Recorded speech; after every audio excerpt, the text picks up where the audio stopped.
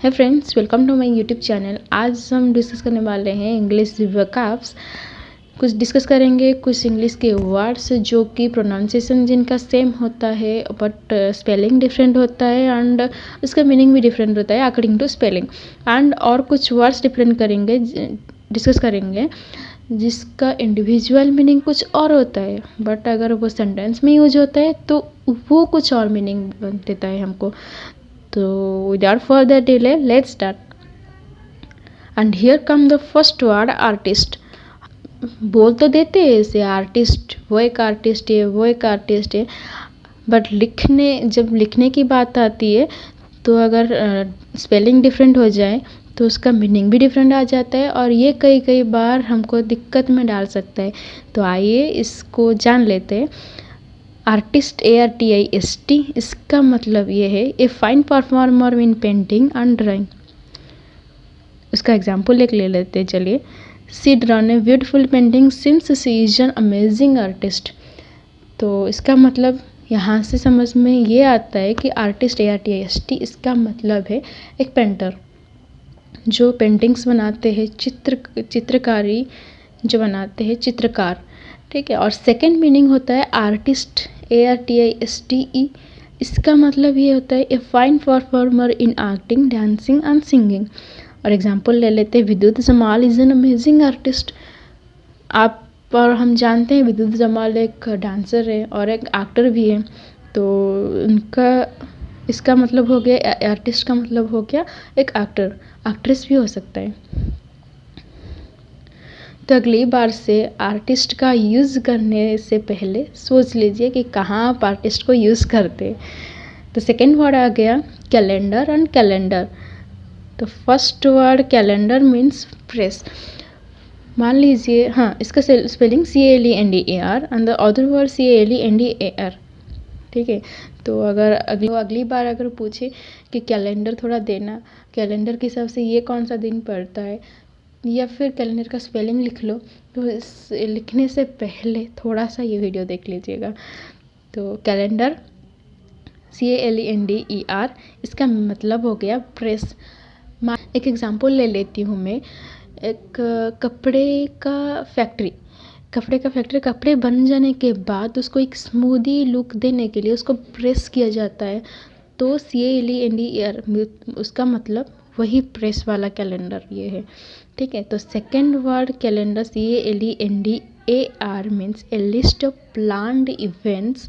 अलमानक का मतलब वही कैलेंडर हो गया, हम जो देखते हैं। अलमानक का मतलब हो गया पांजिका, ठीक है। तो एग्जाम्पल ले लेते हैं, the club has a busy calendar this year. तो अगली बार से कैलेंडर जो हम डेट जानते हैं, जिससे जो डे जानते हैं जिससे, उसी कैलेंडर का स्पेलिंग CALENDAR है, तो भूलिएगा मत। यहाँ पर हम ये दो वर्ड समझ लिए। और तीसरा हम जानेंगे कि वर्ड्स इंडिविजुअली क्या मीनिंग देता है और अगर हम उसको सेंटेंस में यूज़ करते हैं तो कभी कभी वो डिफरेंट मीनिंग देता है। यहाँ पर पेज का मतलब क्या हो गया, जो किताबों में हम इधर उधर करते हैं ना, second page, first page, third page, वो वाला पेज। बट यहाँ पर अगर हम इसको एक सेंटेंस में यूज करेंगे, कॉल द पेज। यहाँ पर पेज का मतलब हो गया होटल बॉय, क्योंकि हम किताबों के वो पन्नों को तो नहीं बुला सकते ना। तो यहाँ पर पेज का मतलब हो गया होटल बॉय एंड ये सेंटेंस का मीनिंग हो गया कॉल द होटल बॉय, ठीक है। तो इसको भूलेगा मत। और यहाँ पर पेज आज ए नाउन यूज हुआ है। The second sentence is she is my second. She is my second, second का मतलब क्या हो गया, 2 नंबर पे जो आता है, ठीक है। सी इज माई सेकेंड का मतलब सी इज माई 2 नंबर नहीं ना। तो सेकेंड यहाँ पर नाउन के तौर पर यूज़ हुआ है जिसका मतलब हो गया असिस्टेंट। तो she is my second means she is my assistant. And the third sentence is her air is becoming. तो इसका मतलब अगर हम ऐसे ही समझेंगे तो क्या, उसका हवा बन रहा है, क्या बन रहा है, कुछ भी बन रहा है। तो एयर मीन्स एयर यहाँ पर नाउन के तौर पर यूज़ हुआ है जिसका मतलब हो गया पर्सनालिटी, एक्सप्रेशन, एनवायरनमेंट, ठीक है। और बिकमिंग यहाँ पर एडजेक्टिव की तरह यूज़ हुआ है, जिसका मीनिंग हो गया अट्रैक्टिव। तो her personality is attractive, her air is becoming. क्योंकि एयर की जगह हम तो एक्सप्रेशन यूज़ नहीं कर सकते, एनवायरनमेंट भी यूज़ नहीं कर सकते, और बिकमिंग तो अट्रैक्टिव ही है। तो her personality is attractive, her air is becoming.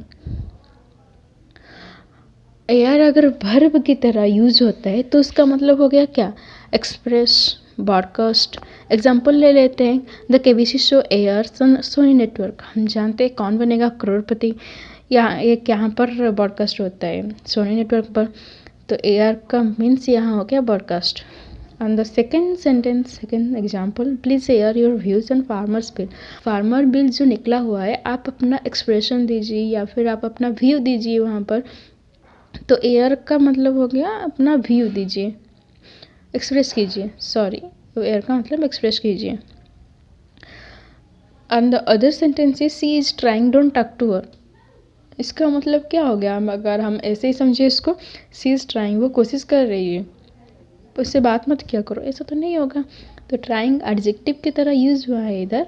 और क्योंकि अगर हम ट्राइंग से वो कोशिश कर रही है, यहाँ पर ट्राइंग क्या वर्ब की तरह यूज़ हुआ, बट यहाँ पर वर्ब की तरह यूज़ नहीं हुआ है, यहाँ पर एडजेक्टिव की तरह यूज़ हुआ है, जिसका मतलब हो गया डिफ़िकल्ट और इरिटेटेड।